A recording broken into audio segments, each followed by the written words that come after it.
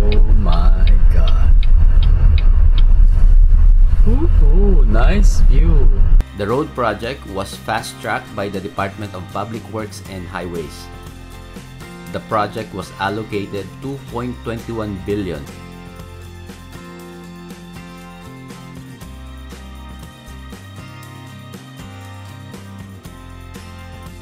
So, ito yung sinasabi doon kanina sa briefing. This is station number 10. Tapos meron pang stations 11 to 14 doon sa taas. Ayun, paakyat. Pero sa init ng panahon, it's now 11:46. I don't think gusto namin umakyat. Magdo-drone naman si Master Julby. Makikita naman natin yung aerial view.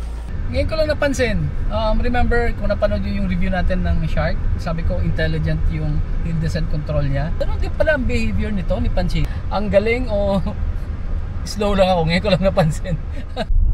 Hey guys, good morning. It's Holy Friday. Pupunta kami sa Kasiguran Station of the Cross. Papuntang Sorsogon yun. Dadaan kami dun sa bagong gawa na road, yung Manito Bacon Road. So sabi maganda raw yung scenery. I have not been there, it's new. So parang ang expectation ko parang Maliko, pero siguro hindi kasing taas ng sa Maliko. So ayun, and then after that diretso kami ng Sorsogon. Mag-stay kami sa isang resort, mag-overnight kami doon. Okay, so tara, mamasyal tayo. So right now nasa Tabaco pa kami. No, actually malilipot na pala. So malilipot, punta kami ng Legazpi, ka-convoy ko si Sir Alex. And magmi-meet up kami sa Legazpi. I think mga 4 cars kami in total. And then yun, proceed na kami. Tara!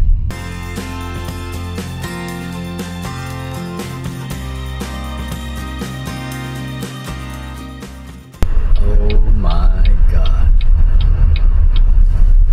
Ooh, nice view. Guys, nasa Sorsogon na tayo actually. So kakatawid lang natin kanina sa border ng Manito. Oh, ganda.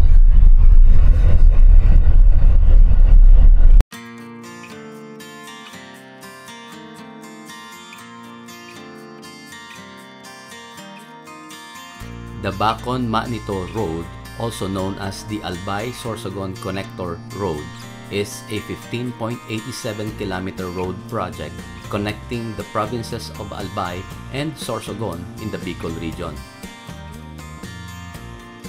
It's a priority project aimed at connecting areas previously separated by mountains. The road is expected to benefit around 5,000 motorists daily and improve the economic conditions of surrounding areas. The main purpose of this project is to connect the provinces of Albay and Sorsogon, which are geographically separated by the Pokdol Mountains. The road project was fast-tracked by the Department of Public Works and Highways. The project was allocated 2.21 billion with additional 500 million requested for remaining work.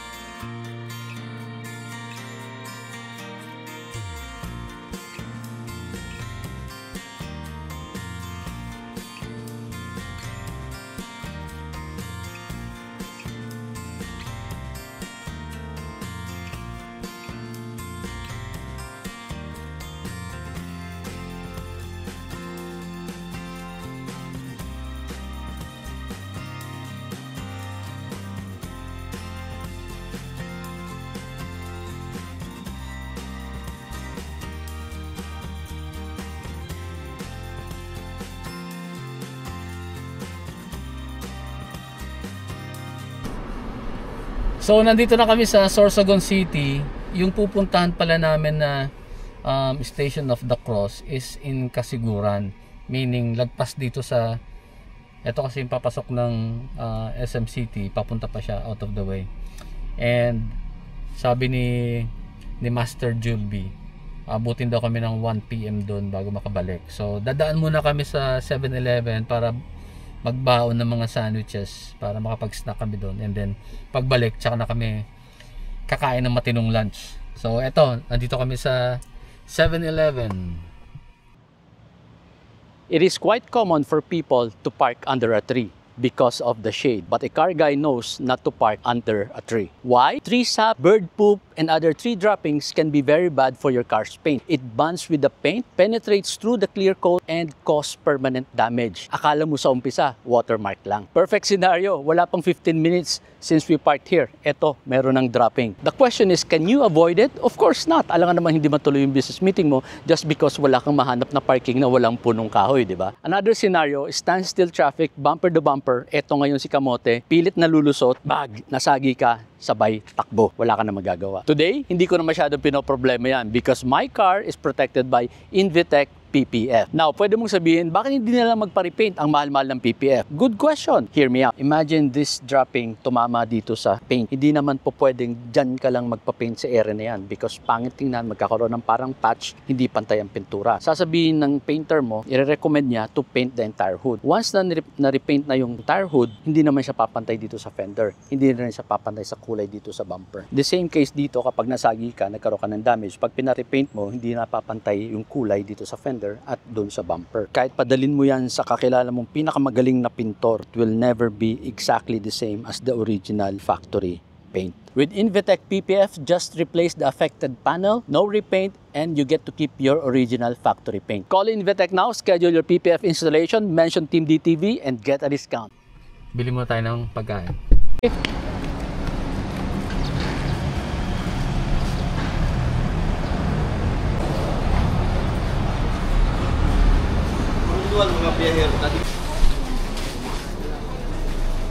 Coffee na naman. Baby, iba tong machine doon sa paint. Oo nga, ito mukhang mas masarap to ah. Sabi ko na. Coffee ba tayo? Mainit? Hindi na. Sige na.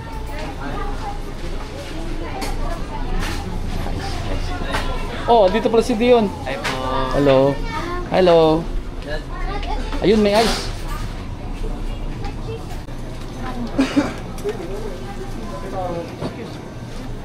Tender juicy hotdog and coke. Pwede na to. Snack lang naman. Andiyan si Achi.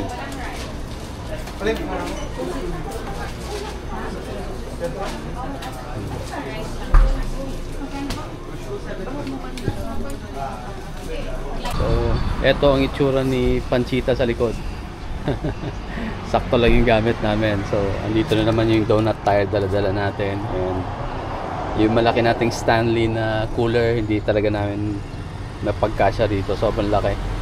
Or sobrang sikip. So, ayan. Meron kami mga pinangat. Wow.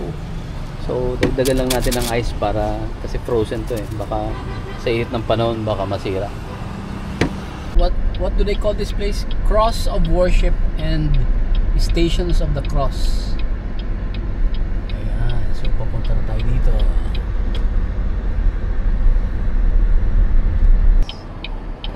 Morning. Anong gigibaon? Una, maka-register po muna. Kahit isa, makababa naman sa inyo para maka-register na. Tapos, makuha kayo ng vehicle pass. Okay, so after ng registration doon, i-move na yung car kasi merong orientation. May orientation kasi medyo difficult siguro yung terrain, yung pagdadrive.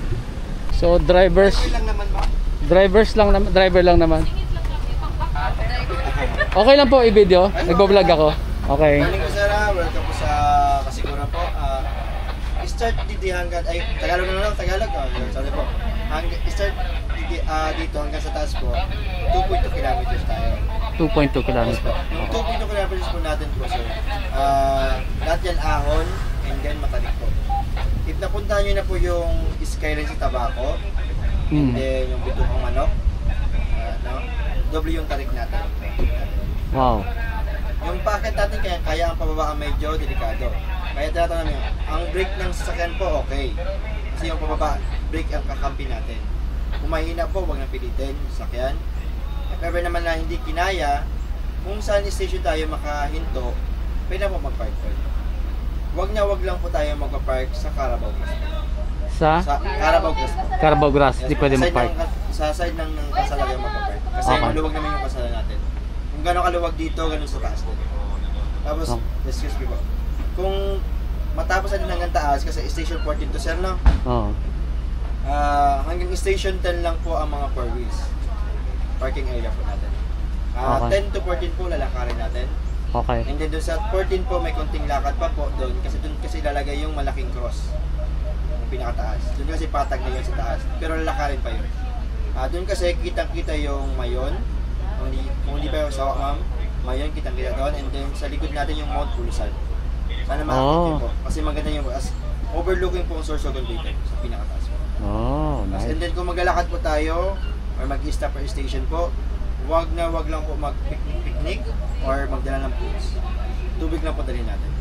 Kasi matalik yung daanan natin, mainit, nakakauhaw. Yung Okay. foods po bawal lang po. Kasi kahit anong sabi namin sa mga tao, yung basura, naiiwanan pa.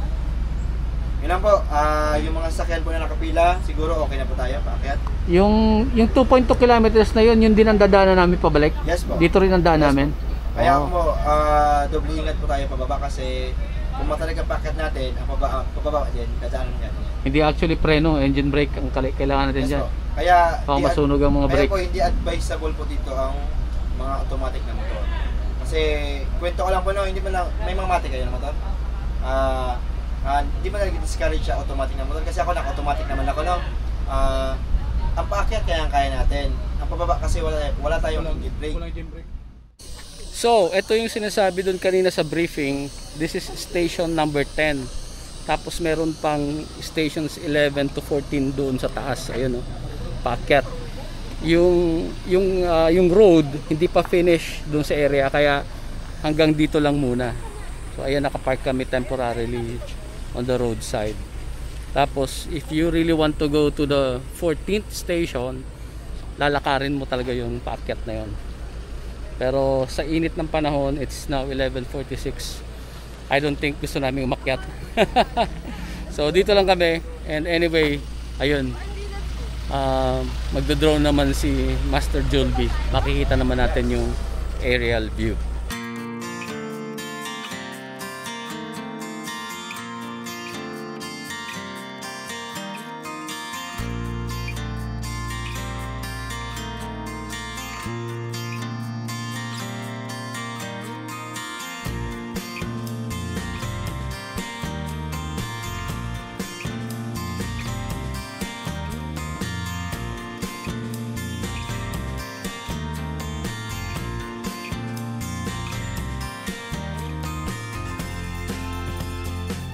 So magwo-walk daw kami dito sa station 11. Kita nyo yung slope ng kalye. Let's look at the back para makita nyo kung gaano katarik. Doon yung mga cars. And we are only a few meters away, so mataas talaga.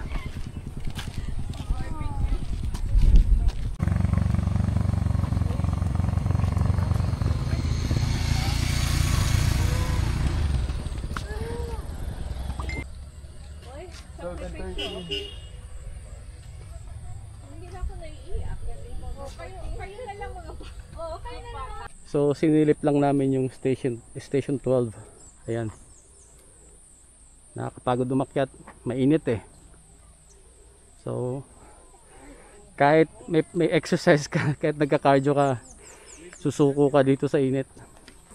Ganda ng view oh. Wow. Okay, so yung mga gustong pumunta dito, take note, ang may bibigay ko sa inyong tip, pumunta kayo dito papuntang sunset na. Huwag tanghaling tapat, huwag in the morning kasi baka mahaba ang pila. I think mga 4 PM kayo pumunta papuntang sunset kasi ang init.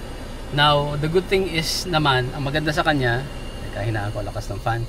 Ang maganda sa kanya, yung distance nung between stations are not too far. So parang mga dalawang curves lang, nandiyan na ulit yung next station. So that's a good thing.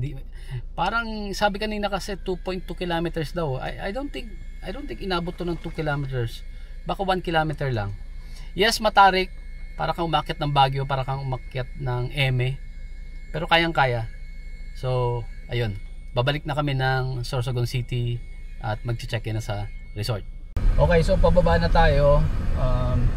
Katulad ng warning sa atin ni Kuya kanina sa briefing, meron nga daw maraming nahuhulog, nasusunog ang brakes, mga motor. Sabi niya pag malakas daw yung brake, kailangan, you have to make sure daw na malakas yung brake bago ka umakyat dito.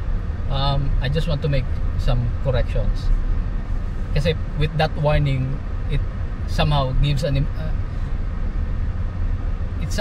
you the notion na preno ang kailangan mo dito, engine brake ang kailangan mo dito.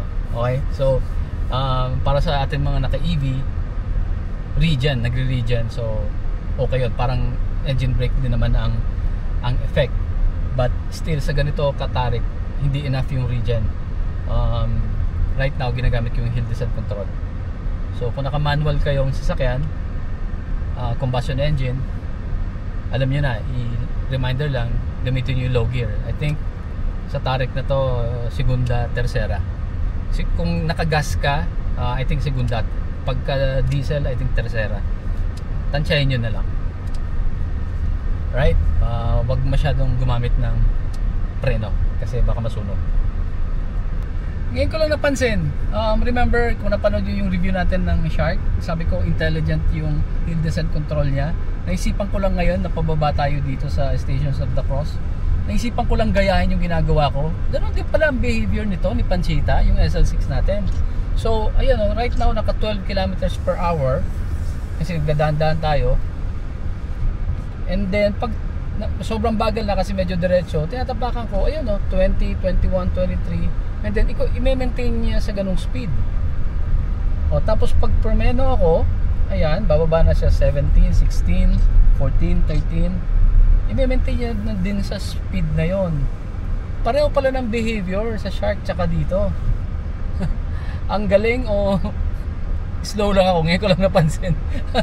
So ayan, just letting you know na the same behavior. Ayan ang ganda. Hindi ako masyadong stressed. Hindi na ako tumatapak sa preno. Siya na bahala. But ayan, may kasalubong tayo. Reminder lang sa mga baguhan sa pagdadrive, sa mga ganitong situation, give priority sa mga uphill, sa mga paakyat. Okay? Ayun. Okay guys, hanggang dito na lang po muna. I will post in another video the other parts of our third Bicol trip. Thank you for watching. As always, please drive safe. Bye. Please do not forget to follow our social media accounts. We are on YouTube, Facebook page, Instagram, and TikTok.